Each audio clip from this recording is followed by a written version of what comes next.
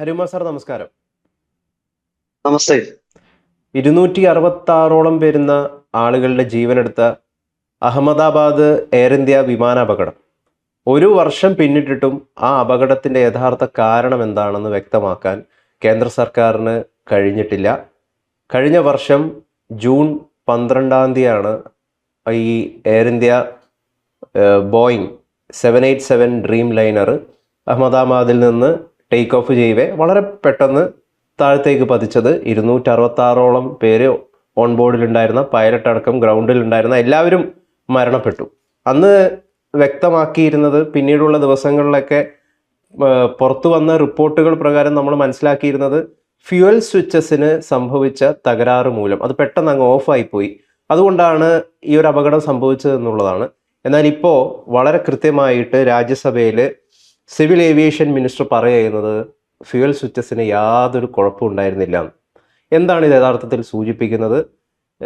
ഈ investigation bureau ഇതുവരെ ഒരു വർഷമായിട്ടും അവർക്ക് റിപ്പോർട്ട് സമർപ്പിക്കാനായിട്ട് സാധിച്ചിട്ടില്ല. എന്താണ് യഥാർത്ഥത്തിലുള്ള അപകടത്തിൻ്റെ കാരണമെന്ന് ഒരുപാട് ദുരൂഹതകൾ അതുകൊണ്ട് നിഴലിക്കുകയാണ്. നമുക്കറിയാം, ഓപ്പറേഷൻ സിന്ദൂർ ഇന്ത്യ നടത്തിയ വലിയ അറ്റാക്ക് പാകിസ്ഥാൻ്റെ തീവ്രവാദ കേന്ദ്രങ്ങളിൽ, അതിനുശേഷമാണ് ഇങ്ങനെ ഒരു അപകടം സംഭവിക്കുന്നത് എന്നൊരു പശ്ചാത്തലം ഇതിനുണ്ട്. അപ്പോൾ വിലയിരുത്തലിലൊക്കെ വന്നത് തുർക്കി അല്ലെങ്കിൽ പാകിസ്ഥാനൊക്കെ ഇതിന് പിന്നിലുണ്ട് എന്നൊക്കെയാണ്.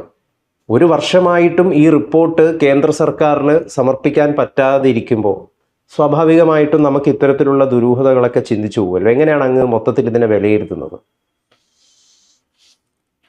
2025 ജൂൺ 12-ാം തീയതിയാണ് എയർ ഇന്ത്യയുടെ അഹമ്മദാബാദ് ലണ്ടൻ സർവീസ് നടത്തുന്ന AI-171 എന്ന ബോയിങ് 787 ഡ്രീം ലൈനർ വിമാനം പറന്നുയർന്ന് നിമിഷങ്ങൾക്കുള്ളിൽ അഹമ്മദാബാദ് ഒരു മെഡിക്കൽ കോളേജിന്റെ മുകളിലേക്ക് ഇടിച്ചിറങ്ങി കത്തി വീണ് തകർന്നു പോയത്. 260-ലധികം ആൾക്കാർ, അതായത് 241 പേര് വിമാനത്തിനുള്ളിലും പിന്നീട് പുറത്ത് ഈ ഹോസ്പിറ്റലിലും പരിസരത്തും ഗ്രൗണ്ടിലുണ്ടായിരുന്ന ആൾക്കാരുടെ എല്ലാം കൂടെ കൂട്ടി 260-ലധികം ആൾക്കാർ ഈ അപകടത്തിൽ കൊല്ലപ്പെട്ടു. ഒരാള് മാത്രം അത്ഭുതകരമായി രക്ഷപ്പെട്ടിരുന്നു, ഒരു വ്യക്തി, വിമാനയാത്രക്കാരൻ. പക്ഷെ പിന്നീട് അയാളെ ശല്യം ചെയ്യുകയും അന്വേഷണ സംഘം ശല്യം ചെയ്യുകയായിരുന്നു എന്നൊക്കെയുള്ള വാർത്തകളും ഇടയ്ക്ക് വന്നിരുന്നു. അതിൽ ഒരുപാട് ദുരൂഹതകളുണ്ട്. ഇപ്പൊ ഏറ്റവും ഒടുവിൽ ഒരു വാർത്ത വരുന്നത്, കേന്ദ്ര വ്യോമയാന സഹമന്ത്രിയായ മുരളീധർ മെഹോൾ രാജ്യസഭയിൽ നൽകിയ വിവരത്തിൽ, അത് കോൺഗ്രസിന്റെ രാജ്യസഭ MP ആയ മലയാളിയായ ജബി മേത്തർ ചോദിച്ച ചോദ്യത്തിന് അദ്ദേഹം നൽകിയ മറുപടിയാണ്. ആ മറുപടിയിൽ അന്വേഷണത്തിൽ കണ്ടെത്തിയിരിക്കുന്നത് വിമാനത്തിന്റെ ഫ്യൂവൽ സ്വിച്ചുകൾക്ക് യാതൊരു തകരാറുമില്ല എന്നാണ്. ഈ ഫ്യൂവൽ സ്വിച്ചുകൾക്ക് തകരാറൊന്നുമില്ല എന്ന് കണ്ടെത്തിയിരിക്കുന്നത് ഫ്യൂവൽ സ്വിച്ച് ഉണ്ടാക്കിയ കമ്പനി തന്നെയാണ്.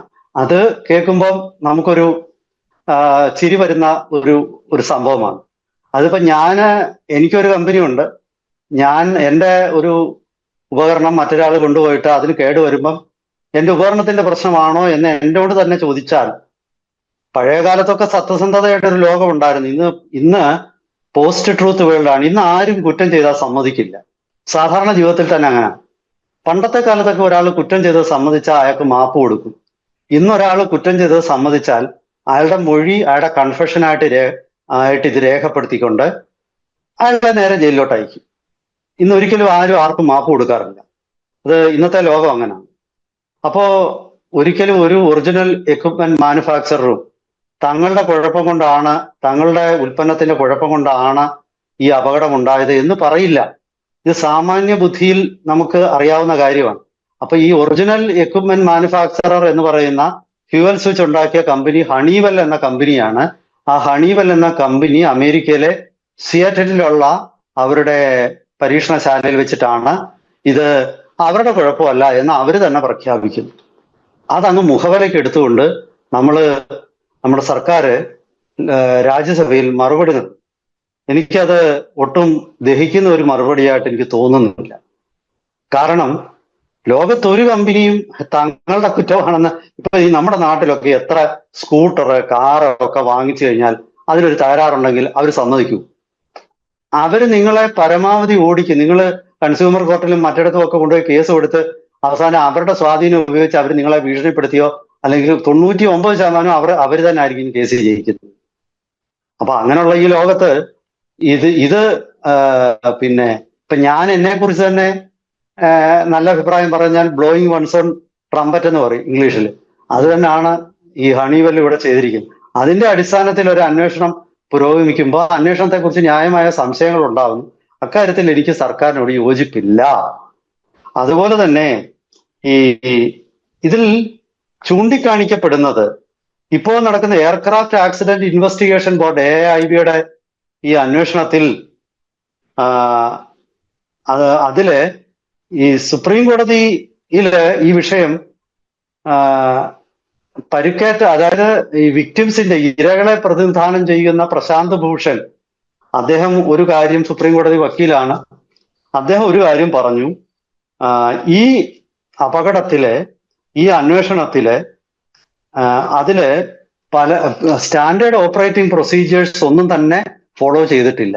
സാധാരണ ഇത്തരം അപകടങ്ങളിലേക്ക് അന്വേഷണം നടത്തുന്ന കമ്പനികളൊക്കെ തന്നെ അവർ ഒരുപാട് SOP, അവർക്ക് ഇന്ന കാര്യങ്ങൾ അവർ ചെക്ക് ചെയ്യണമെന്നൊക്കെ ഉണ്ട്. അതൊന്നും നടന്നിട്ടില്ല.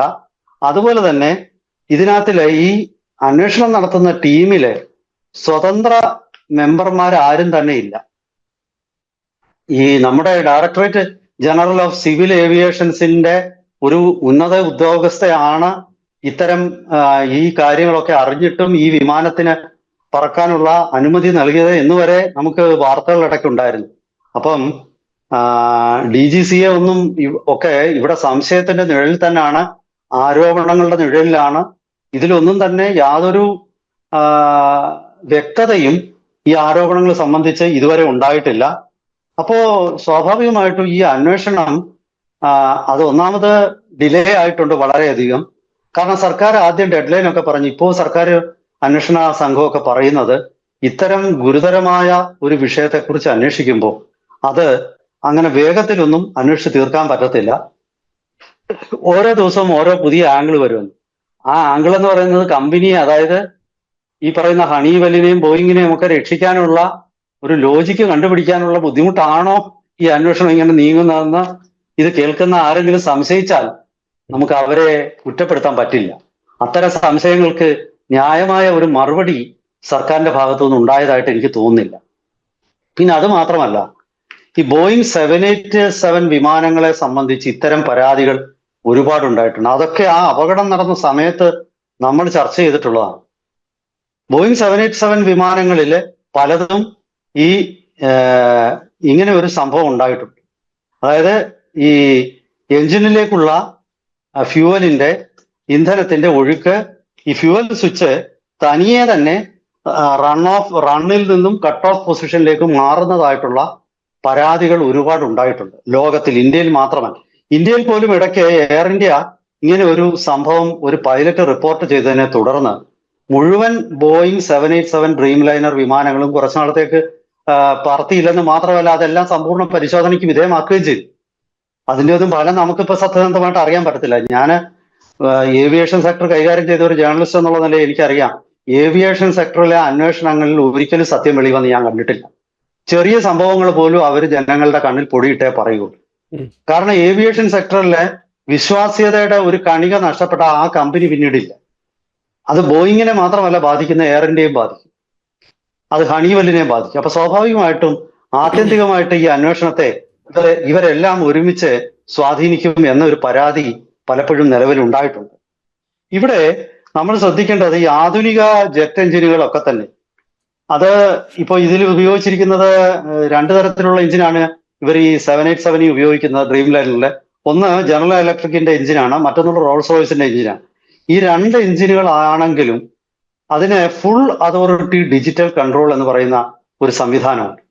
അതായത് ഈ എഞ്ചിനിലേക്കുള്ള ഫ്യൂവലിന്റെ ഒഴുക്ക് നിയന്ത്രിക്കുന്നത് എഞ്ചിൻ തന്നെ ഒരു സോഫ്റ്റ്വെയർ ആണ്. ആ സോഫ്റ്റ്വെയറിന്റെ പേരാണ് ഫുൾ അതോറിറ്റി ഡിജിറ്റൽ കൺട്രോൾ. ആ പേര് കൊണ്ട് തന്നെ അറിയാമല്ലോ, ഡിജിറ്റൽ കൺട്രോൾ. അതിന് പൂർണ്ണ ഇതുണ്ട്. പക്ഷേ അതിനെ മറികടക്കാനുള്ള രണ്ട് സ്വിച്ചുകൾ കോക്പിറ്റിൽ ഉണ്ടെന്നുള്ളതും വസ്തുതയാണ്. സാധാരണഗതിയിൽ പൈലറ്റ് ഇതിലൊന്നും ഇടപെടത്തില്ല. ഓപ്റ്റിമം ഫ്യൂവൽ ഫ്ലോ ഉറപ്പാക്കാൻ എന്നത് എഞ്ചിന്റെ തന്നെ ഓട്ടോമാറ്റിക് സംവിധാനമാണ്. പക്ഷേ എന്തെങ്കിലും അടിയന്തര ഘട്ടങ്ങൾ ഉണ്ടായാൽ മാത്രമേ പൈലറ്റ് ആ സംവിധാനം എന്തെങ്കിലും FADC-യിൽ എവിടെയെങ്കിലും അപാകത ഉണ്ടെങ്കിൽ പൈലറ്റിന് മാനുവലായിട്ട് പ്രവർത്തിപ്പിക്കാവുന്ന മാസ്റ്റർ സ്വിച്ചുകളുണ്ട്. ആ മാസ്റ്റർ സ്വിച്ചുകൾ കോക്പിറ്റിൽ. അപ്പോൾ ഈ മാസ്റ്റർ സ്വിച്ച് ഒരാൾ പ്രവർത്തിപ്പിച്ചതാകണം, അതല്ലാതെ വേറെ വഴിയില്ലല്ലോ.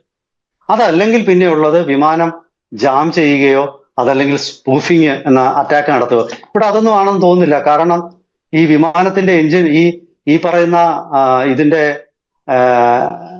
ഫ്യൂവൽ ഫ്ലോ ഓട്ടോമാറ്റിക് ആയിട്ട് കട്ടാക്കി കളഞ്ഞു. അപ്പൊ ഇത് പൈലറ്റുമാരിൽ ഒരാളാണ്. ഇവർ തമ്മിൽ എന്തോ അഭിപ്രായ വ്യത്യാസത്തിന്റെ സൗണ്ട് അത് വോയിസ് കോക്പിറ്റ് റെക്കോർഡറിൽ ഉണ്ടായിരുന്നു എന്ന് പറയുന്നു. നിങ്ങൾ എന്തിനാണ് ഇത് ഓഫ് ചെയ്തത്, ഇത് ആരാണ് ഓഫ് ചെയ്തത് എന്ന് ഒരാൾ ചോദിക്കുന്നു. അപ്പൊ മറ്റേ ആൾ പറയുന്നു ഞാനിത് ഓഫ് ചെയ്തിട്ടില്ല എന്ന് പറയുന്നു. അപ്പൊ തന്നെ അത് ക്ലാരിഫിക്കേഷൻ വന്നല്ലോ.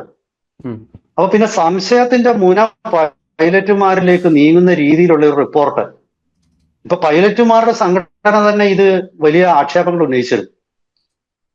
ആ പൈലറ്റുമാരുടെ സംഘടന പറഞ്ഞിരുന്നു അവരുടെ ഒരു പ്രതിനിധിയെ ഇതിനകത്തിൽ ഉൾപ്പെടുത്തണം എന്നൊരാവശ്യം അവർ ഉന്നയിച്ചിരുന്നു. അത് നടപ്പായില്ലെന്നാണ് ഞാൻ മനസ്സിലാക്കുന്നത്. അപ്പൊ ചുരുക്കി പറഞ്ഞാല് ഒരുപാട് പരാതികൾക്ക് പഴുതിട്ടുകൊണ്ടുള്ള ഒരു അന്വേഷണമാണ് ഈ അപകടത്തെ കുറിച്ചുള്ള അന്വേഷണം എന്ന് പറയാതിരിക്കാൻ നിവൃത്തിയില്ല. കാരണം ഞാനീ പറഞ്ഞ ഒരുപാട് ഇപ്പം ഓപ്പറേഷൻ സിന്ദൂറിന് ശേഷം ഏതാണ്ട് 300ഓളം ജാമിങ് സ്പൂഫിംഗ് അറ്റാക്കുകൾ ഇന്ത്യയുടെ വിവിധ എയർപോർട്ടുകളിൽ ഉണ്ടായിട്ടുണ്ട് എന്ന് ഈ അടുത്ത കാലത്ത് സർക്കാരിന്റെ തന്നെ റിപ്പോർട്ട് പുറത്തു വന്നിരുന്നു. അപ്പൊ അങ്ങനെ ഒരു അറ്റാക്ക് ആയിരുന്നു അത്. അങ്ങനെയും ഒരു സംശയം നമുക്ക് ഉണ്ടാകുന്നുണ്ട്.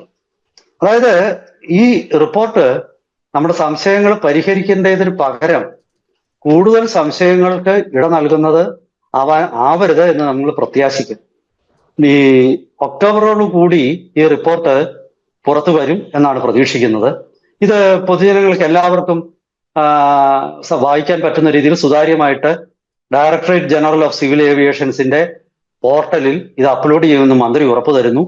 അത് നല്ല കാര്യം. പക്ഷേ പൈലറ്റിന്റെ പിതാവ് മരിച്ചുപോയ ഒരു പൈലറ്റിന്റെ പിതാവ് അതിനെ ചില കാര്യങ്ങളിൽ ഈ പൂർണ്ണമാവുന്നതിന് മുമ്പ് ഈ റിപ്പോർട്ട് പുറത്തു വരുന്നതിനെ എതിർത്തിട്ടുണ്ട്. അദ്ദേഹം പറയുന്ന അത് പൈലറ്റുമാരുടെ നേരെ ആവശ്യമില്ലാത്ത ഒരുപാട് ആരോപണങ്ങൾ ഉന്നയിക്കപ്പെടാനായിട്ടുള്ള ഒരു സാഹചര്യം അത് സൃഷ്ടിക്കുമെന്ന് പറഞ്ഞതിന്റെ അടിസ്ഥാനത്തിൽ സുപ്രീം കോടതി ഡിവിഷൻ ബെഞ്ച് ഈ റിപ്പോർട്ട് പൂർണ്ണതയിൽ എത്തിക്കഴിയുമ്പോൾ കോടതിക്ക് ഒരു സീല് വെച്ച കവറിൽ വേണം നൽകേണ്ടത് എന്ന് ഒരു ഉത്തരവിട്ടിട്ടുണ്ട്. ആ ഉത്തരവ് നിലനിൽക്കുമ്പോൾ ഇതെങ്ങനെയാണ് DGCAയുടെ വെബ്സൈറ്റിൽ അപ്ലോഡ് ചെയ്യുന്നതെന്ന് എനിക്ക് അറിഞ്ഞുകൂടാ. എന്തായാലും ശരി, വരും ദിവസങ്ങളിൽ ഈ അന്വേഷണ റിപ്പോർട്ട് പരാതികൾക്കിട നൽകാത്ത വിധം എല്ലാ ഭാഗങ്ങളും കേട്ട് എല്ലാ സംശയങ്ങളും ദൂരീകരിക്കുന്ന തരത്തിലുള്ളത് ആയിരിക്കും. ഇക്കാര്യത്തിൽ സർക്കാർ വേണ്ട ഇടപെടലുകൾ നടത്തും എന്ന് നമുക്ക് പ്രത്യാശിക്കാം. കൂടുതൽ വാർത്തകളും വിശകലനങ്ങളുമായിട്ട് വീണ്ടും നമുക്ക് വരും ദിവസങ്ങളിൽ പ്രേക്ഷകരുടെ മുന്നിലെത്താം. എല്ലാവർക്കും നമസ്കാരം. Thank you.